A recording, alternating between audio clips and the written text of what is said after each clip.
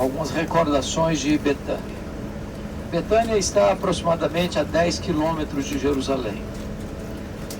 Nesta cidade, nesta aldeia na época, morava uma família que teve o privilégio de ser chamada de amigos de Jesus. Marta, Maria e Lázaro.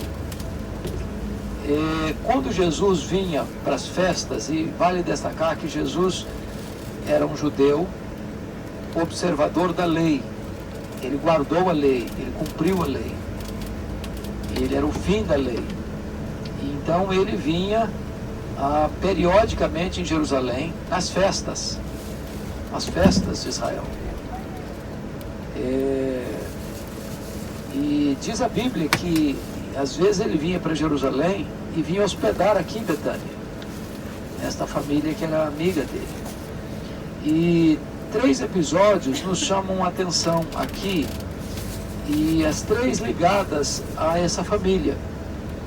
O primeiro episódio está registrado em Lucas 10, quando Jesus se hospeda na casa de Marta, Maria e Lázaro. E Marta, ela tinha um dom. Marta tinha o dom de servir. Marta entendia que o seu serviço para Jesus era a sua expressão de amor a ele, de cuidado dele. Maria já tinha um outro temperamento. Maria era mais introspectiva, Maria era mais quieta. E Maria tinha a característica de ser uma pessoa mais contemplativa. E por isso a biografia de Maria sintetiza-se em 3 episódios. E nos 3 Maria está aos pés de Jesus. Em Lucas 10 ela está aos pés de Jesus para aprender. Em Lucas 11 ela está aos pés de Jesus para chorar.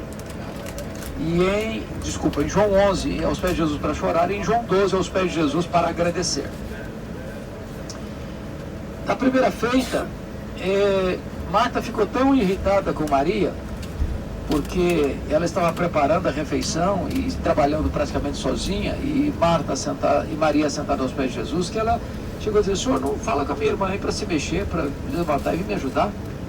E Jesus então disse: Marta, Marta, andas ansiosa e preocupada com muitas coisas, uma coisa só é necessária, e Maria escolheu a boa parte, e esta não lhe será tirada. Então, o segundo episódio acontece no contexto da morte de Lázaro. Lázaro está doente e Jesus estava a 1 dia de viagem daqui, pregando. Lázaro adoeceu e então manda um recado para Jesus, onde ele estava, dizendo: está enfermo aquele a quem amas. Não precisa falar mais nada. Venha depressa, corre, Lázaro está muito mal. Quem ama tem pressa em socorrer a pessoa amada. Quando o mensageiro saiu aqui de Betânia, 1 dia de viagem, para ir onde Jesus estava, gastou 1 dia de viagem. Quando ele chega lá e dá o recado para Jesus, Jesus deixou claro: Lázaro morreu. O que é que você conclui? Que Lázaro morreu no mesmo dia que o mensageiro saiu de Betânia. Enquanto o mensageiro sai da casa de Marta e chega onde Jesus estava, nesse interregno, Lázaro morreu. Porém, Jesus fica mais 2 dias onde estava. Agora pense você que o mensageiro retorna sem saber o que tinha acontecido com Lázaro. Não tinha telefone, não passava telegrama, você não tinha informação do fato no meio do caminho. Qual o recado que ele vem trazendo de Jesus? Esta enfermidade não é para a morte, esta enfermidade é para a glória de Deus. Só que quando ele chega no 2º dia de viagem, o Lázaro está morto e sepultado. Se sepultava no mesmo dia.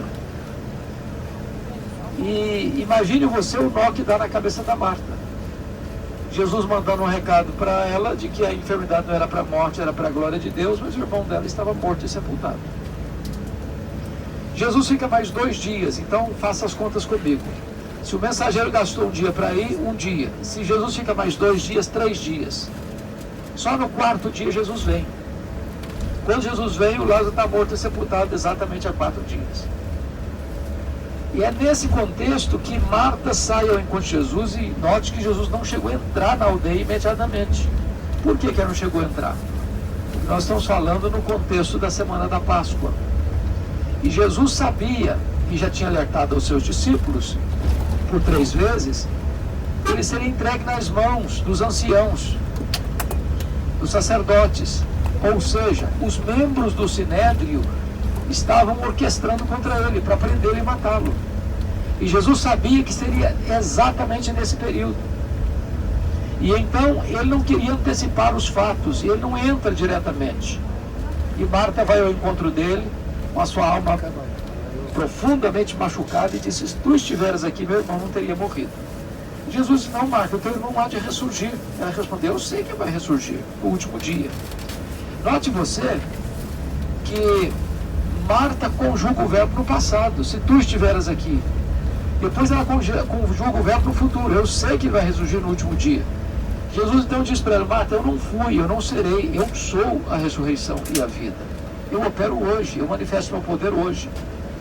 Mas Marta deixa Jesus ainda fora da aldeia, fora da cidade, corre em casa e diz em secreto para Maria: o mestre chegou e te chama.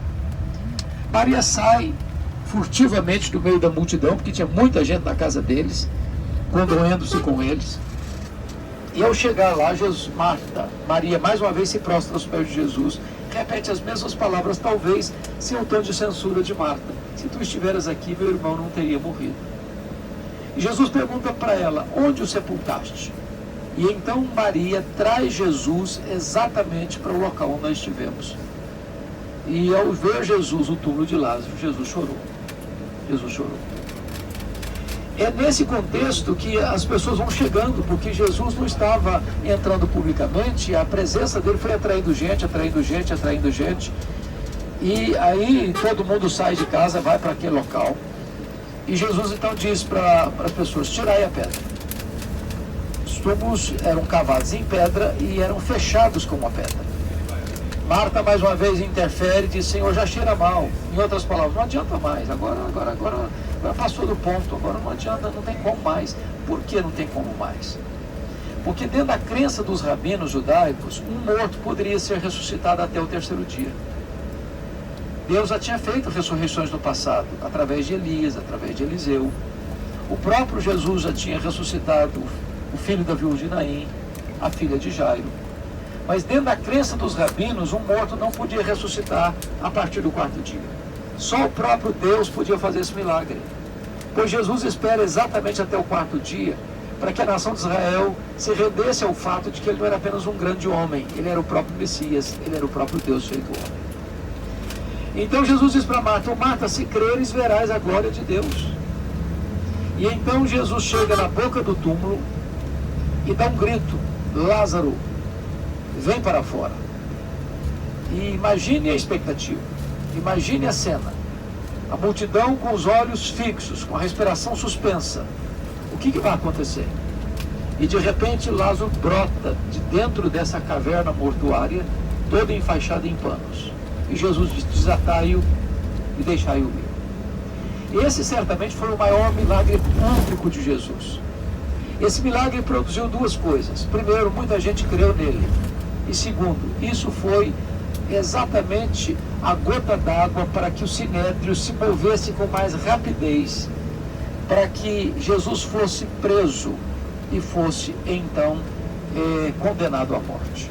Pois bem, daqui de Betânia, logo em seguida a ressurreição de Lázaro, acontece a terceira cena, no capítulo 12, que acontece um jantar de homenagem a Jesus, de gratidão a Jesus, na casa de Simão, o leproso.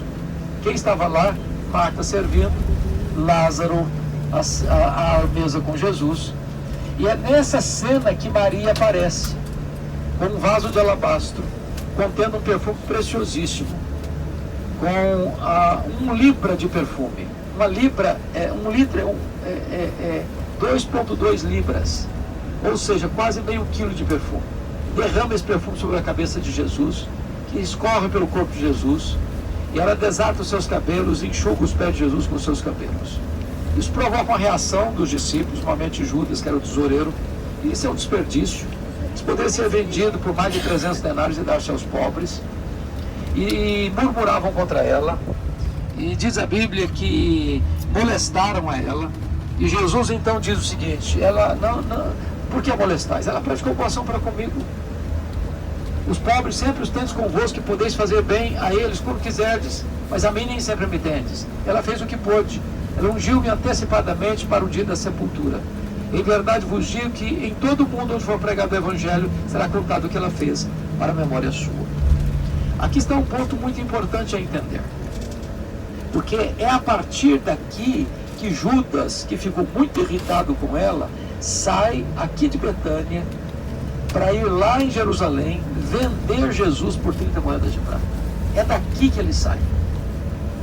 Ele era um falso filantropo, ele era ladrão. É nesse contexto de João 12 que a Bíblia diz que ele era ladrão. Ele estava interessado em embolsar essa grana. Então é daqui que Jesus vai para Jerusalém, para a entrada triunfal em Jerusalém. Já uma multidão o seguindo, outra multidão o esperando. E então é a partir daqui que ele vai entrar em Jerusalém e oportunamente vai para o Getsemane, vai ser preso, vai ser levado ao Sinédrio, vai ser levado ao pretório romano, vai ser levado à cruz, vai morrer pelos nossos pecados. Então, aqui você tem 3 lanças. Maria aos pés de Jesus para aprender, em Lucas 10. Segundo, Maria aos pés de Jesus para chorar, em João 11. Terceiro, Maria aos pés de Jesus para agradecer, em João 12. Aqui Jesus foi homenageado, enquanto lá em Jerusalém se tramava a prisão e a morte dele. Jesus é sempre esse personagem que desperta reações diversas. Amado por uns, odiado por outros. Adorado por uns, rejeitado por outros. A história da humanidade está dividida entre esses 2 grandes grupos. Aqueles que recebem a Cristo, aqueles que rejeitam a Cristo. No dia final, só existirão 2 grupos. Aqueles cujos nomes estão escritos no livro da vida e aqueles cujos nomes não estão escritos no livro da vida. Aqueles que estão escritos no livro da vida, esses são os que adoraram a Jesus e desfrutarão da bem-aventurança eterna.